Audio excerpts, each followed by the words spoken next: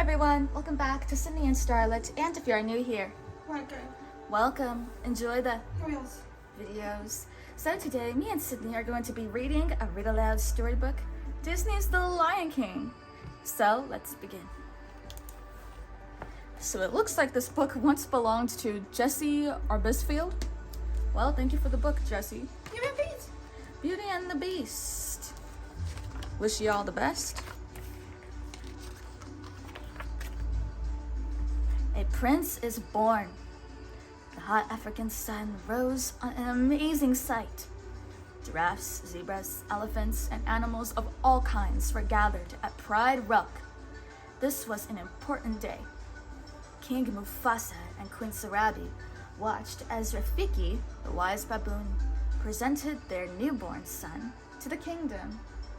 The animals cheered and bowed before Prince Simba. But one family member didn't attend the ceremony. Mufasa's brother, Scar. Scar was angry that he was no longer next in line to be king. Mufasa and his assistant, Zazu, went to ask Scar why he had missed the presentation of Simba.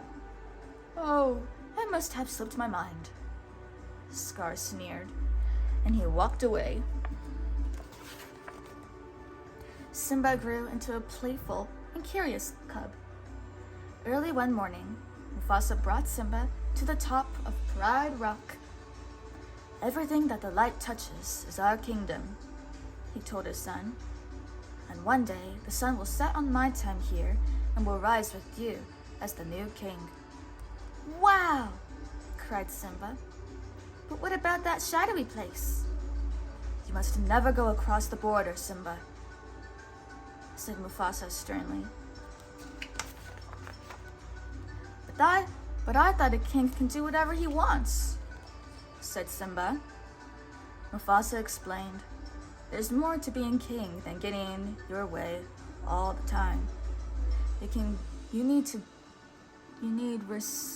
to respect all creatures. We are all connected in the great circle of life." Simba tried to listen, but he was busy chasing grasshoppers and practicing his pounce. Just then, Zazu arrived with important news. Hyenas had crossed into the Pride Lands. Mufasa ordered Zazu to take Simba home and ran off to battle the hyenas. "I never get to go anywhere," Simba complained. Back at home, Simba went to see his uncle, Scar. "My dad just showed me the whole kingdom," the cub bragged, "and I'm gonna rule it all." "Did he show you that place beyond the border?" asked Scar slyly. "Only the bravest of lions would dare to go to an elephant graveyard." Simba didn't see his uncle's evil trap. He decided to show his father what a brave cub he could be. Simba set out to find his best friend, Nala. She was lying with their mothers on a rock nearby. "Mom, can Nala and I go to this great place near the waterhole?" fibbed Simba. "As long as Zazu goes with you," answered Sarabi. "We've got to ditch Zazu," Simba whispered to Nala. "We're really going to an elephant graveyard." Simba and Nala laughed as they ran in and out of animal herds to escape from Zazu. "We lost him!" cried Nala. Together, they played, tumbling and rolling. With a thump, they landed next to a huge elephant skull. Zazu caught up with them, but it was too late. Banzai, Shenzi, and Ed, 3 drooling hyenas with sharp teeth, surrounded them. The hyenas grabbed Zazu first. "Why don't you pick on somebody your own size?" shouted Simba. Then one tried to catch Nala, but Simba swiped his claw across the hyena's cheek. Suddenly, A tremendous roar shook the ground. It was Mufasa! His giant paw struck one of the hyenas as he growled, "If you ever come near my son again!" The hyenas ran away before he could finish. Mufasa scolded his son on the way home. "You disobeyed me, Simba." "I was just trying to be brave, like you, Dad," said Simba softly. "Being brave doesn't mean you go looking for trouble," replied Mufasa. Then Mufasa told Simba how the kings of the past looked down on them from the stars above. They will always be there to guide you, and so will I. Scar's trap. Scar was angry when the hyenas told him that Simba had escaped, but he quickly came up with a new plan to get rid of Simba and his father. "I will be king," he cried. The next day, Scar found Simba. "Your father has a surprise for you," he said. Scar led Simba down a steep gorge and told him to wait there. Then Scar signaled to the hyenas to frighten a herd of wildebeests. The panicked animals stampeded right towards Simba. Hearing the thunder of hooves, Mufasa looked into the gorge and saw his son. He leaped down and saved Simba's life. Simba was safe, but Mufasa was still in danger. As he tried to climb away from the stampede, the rocks crumbled beneath him. Struggling up the cliff, Mufasa saw Scar. "Brother, help me!" he cried. Scar dug his sharp claws into Mufasa's paws and whispered, "Long live the king." Then he let Mufasa go, and he disappeared beneath the herd below. Simba had seen only that his father had fallen. When the stampede was gone, Simba ran to Mufasa. He tried to wake him, but the Lion King was dead. "Help!" cried Simba. Scar came to Simba's side. "If it weren't for you," he said, "your father would still be alive. Run away and never return." Heartbroken, poor Simba ran away as fast as he could. Scar sent the hyenas out to kill Simba, but the cub escaped them once more. Scar was certain that Simba was dead. He went back to Pride Rock and told everyone the news. "It is with a heavy heart," he lied, "that I become your new king." Everyone in the Pride Lands mourned for their beloved king and Simba. Meanwhile, Simba was far away from the Pride Lands. The ground turned dry and cracked beneath him. The hot sun beat down as vultures circled above his head. Exhausted and unable to go any farther, Simba slumped to the ground. After a long while, Simba awoke. Everything around him looked different. There were trees and grass, and flowers instead of desert. A meerkat named Timon and a warthog named Pumbaa had brought him to their home. "You nearly died," said Pumbaa. "We saved you," cried Timon. Thanking them, Simba stood up and started to leave. Pumbaa asked Simba where he was from, but Simba didn't want to answer. "I did something terrible, but I don't want to talk about it." "You gotta put your troubles behind you, kid," said Timon. "No past, no future, no worries. Hakuna Matata." Simba decided to stay with his new friends. Simba's choice.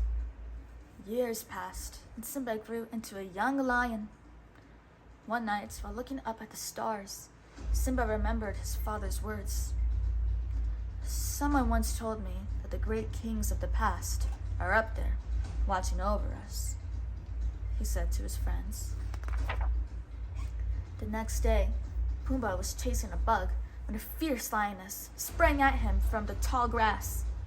He screamed and ran away, but got stuck beneath a fallen tree.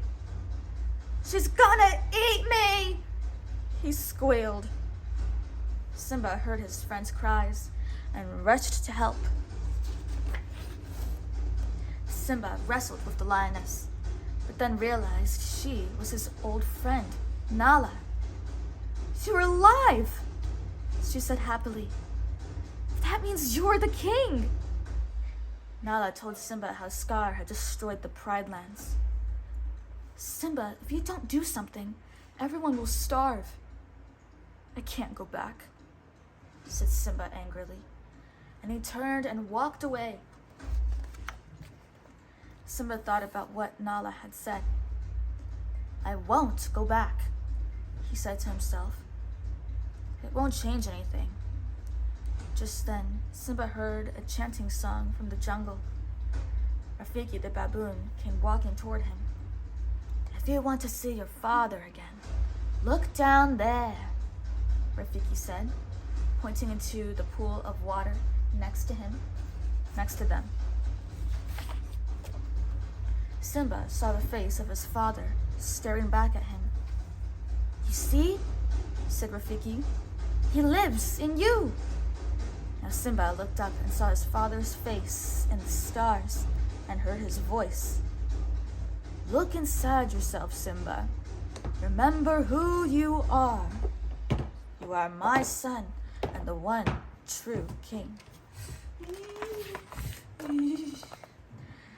The next morning, Rafiki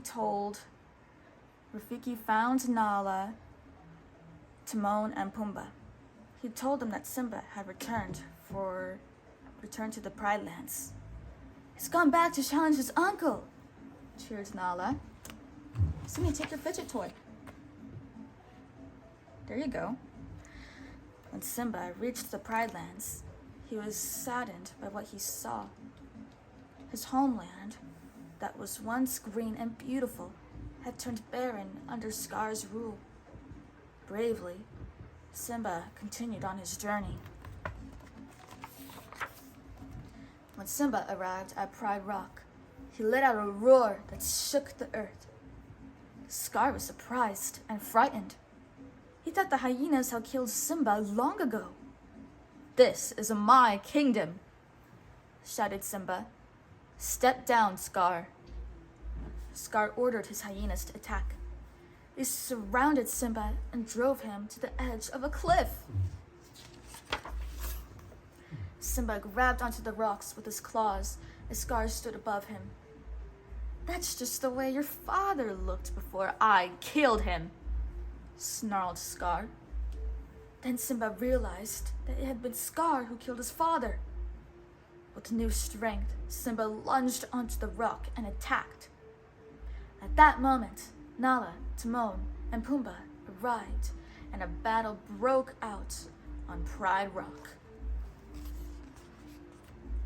This time, Simba trapped Scar at the steep edge of Pride Rock. Sparing his life, he ordered his uncle to run away and never returned. Scar pretended to leave, but then turned and lunged at Simba. Simba swiped his great claw, and Scar fell to the death in the gorge below. Simba took his rightful place as the Lion King, and once again, the land flourished. Soon all the animals gathered at Pride Rock to celebrate the birth of Simba and Nala's cub. The circle of life will continue. The end. So that is it for today, everyone. Really hope you all enjoyed it, and we will see you all next time. Bye-bye. Ciao. Pick out your favorite page.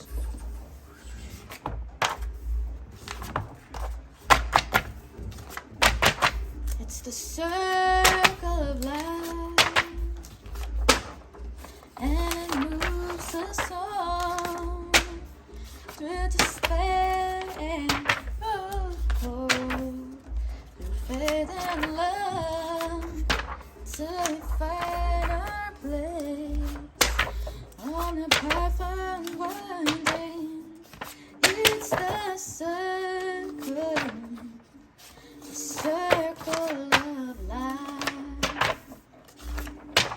is Sydney's favorite character and favorite page gonna be?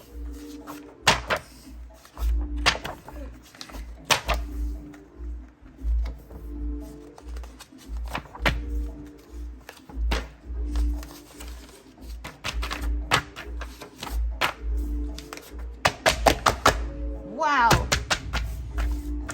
This is when Scar fell to his death. Who's your favorite character? God. Scar! Wow, we can't have the Lion King story without Scar. Ciao. God. Scar.